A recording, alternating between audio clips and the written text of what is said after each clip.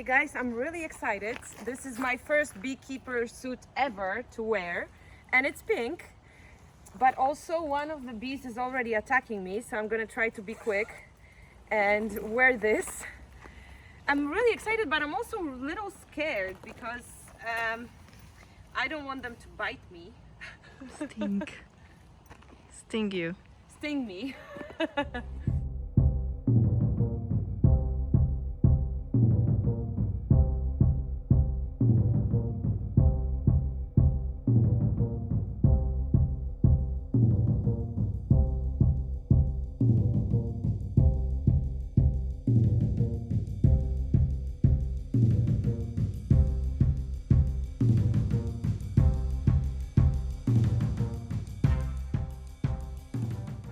Kondycję rodziny pszczelej oceniamy po pszczołach, w jaki sposób latają.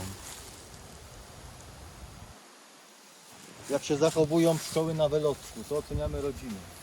Może być rabunek, czy latają, czy jest dużo pszczół, czy mało pszczół, czy są chore, czy są zdrowe. Możemy ocenić na podstawie pszczół, zachowania pszczół, które są na wylotku. A na przykład jak można dowiedzieć się, że nie mają matki? Jak, No one tak stoją na wylotku i jakby ich wachlują tak charakterystycznie. I wtedy trzeba działać jakoś. No wtedy trzeba zrobić wszystko, żeby ta matka była. Te pszczoły są już w tej chwili podkarmiane, w zasadzie już są podkarmione Bo zima idzie. na zimę. I czym są podkarmiane? Ja cukrem.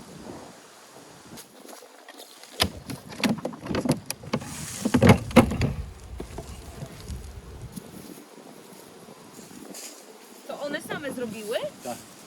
Wow. To jest tego syropu, to jest.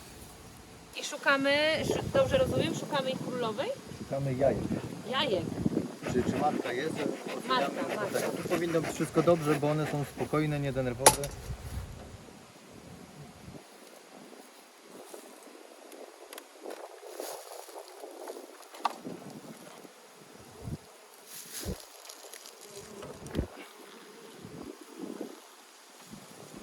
Tu matka jest.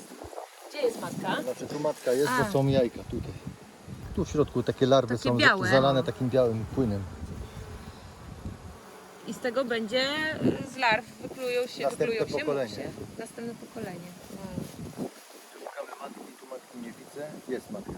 Jest? Szybko znaleziono. Gdzie jest matka? Większa. Zdecydowanie wyższa, większa. Ma dłuższą taką odwłokę. Ona ucieka, bo od światła ucieka. Ona pójdzie na drugą stronę. Tylko o niej cały czas świta chodzi. Ona tu to się kryje. Czasem dłużej zajmuje znaleźć matkę, nie? Albo to trzeba wiedzieć, gdzie jej szukać. Jak ze wszystkim w życiu, co? To jest pyłek. Tu jest wygryzające się larwy będą. Tu się powoli. A tu już jest pokarm. Tu wszędzie jest pokarm. Królowa jest najważniejsza, ale ona nie zarządza. I my podejrzewamy, one nam tego nie powiedziały, zarządzają średnie pszczoły. O, to tak jak ludzi. I jak to jest, że z jednego ula możemy mieć różne rodzaje miodów, prawda? Akacjowy, jakiś tam... Zależnie od tego, co kwitnie. Pszczoły nie atakują, mają jedzenie, nie są głodne. Jakby były głodne, to by bardziej atakowały. To by były złe, tak jak człowiek. Jak człowiek jest głodny, to tak samo się. Wszystko bardzo podobne są pszczoły do ludzi, nie? Te pszczoły, jak one znajdują te kwitnące? Bo nie wszystkie lecą... Zapach. One się kręcą po zapachu. Wystarczy dać trochę tutaj trochę cukru wystawić, także syropu, to zaraz się pszczoła znajdzie. Oczywiście pierwsze się zjawiają osy. One mają jeszcze bardziej czułe te powonienie. I one zaraz znajdą i zaraz po 15 minutach będzie od razu dużo pszczół.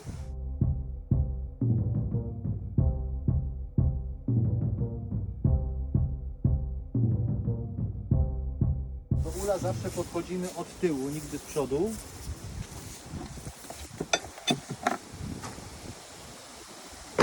Żeby nie rzuciły się na nas. No, bo żeby nie stać przed wylotkiem, nie? No to w przeciwieństwie tak jak do konia, bo do konia zawsze z przodu.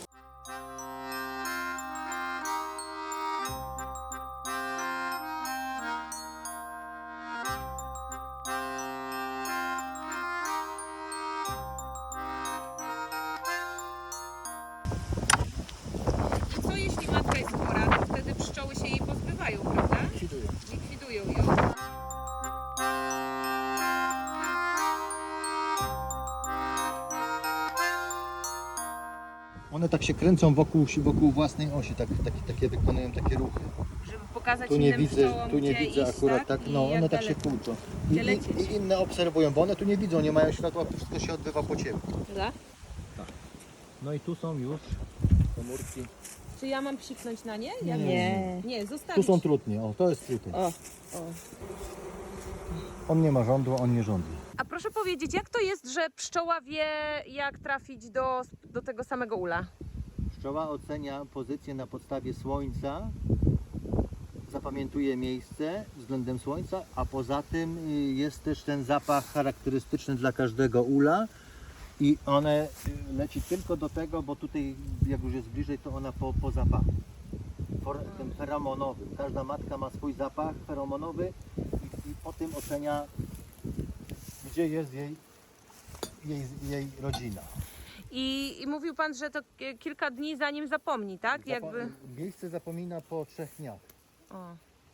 Jeżeli chcemy przestawić ul, to musimy go albo daleko wywieźć ponad 3 km, albo wstawić do ciemnego, chłodnego pomieszczenia i ona po 3 dniach zgubi tą pamięć.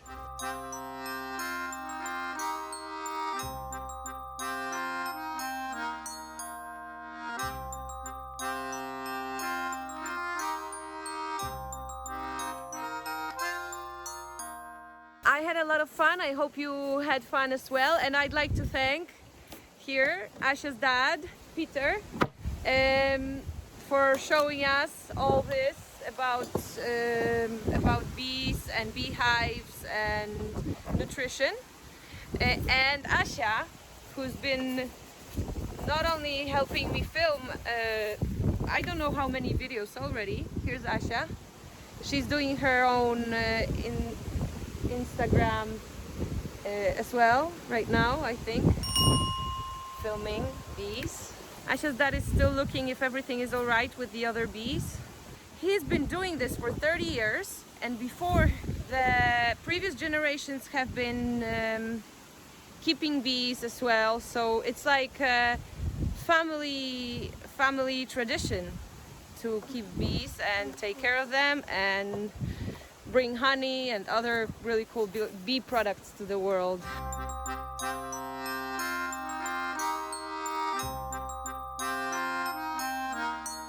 You've seen the bees and now you're gonna see the end product.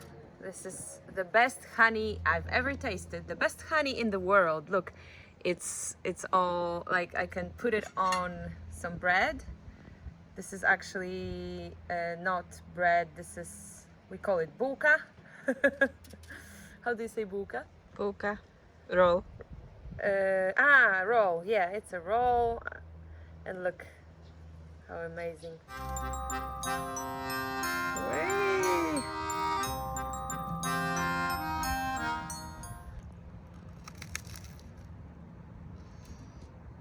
Of course, out of the bees not only make honey, they make also propolis. Am I right, Asia? Mhm. And they make what's the other thing? Pyłki, Pollen, So all this is really healthy. royal milk, Sorry, royal jelly. Royal jelly? royal milk.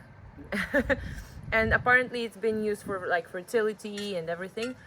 So it's good to have honey.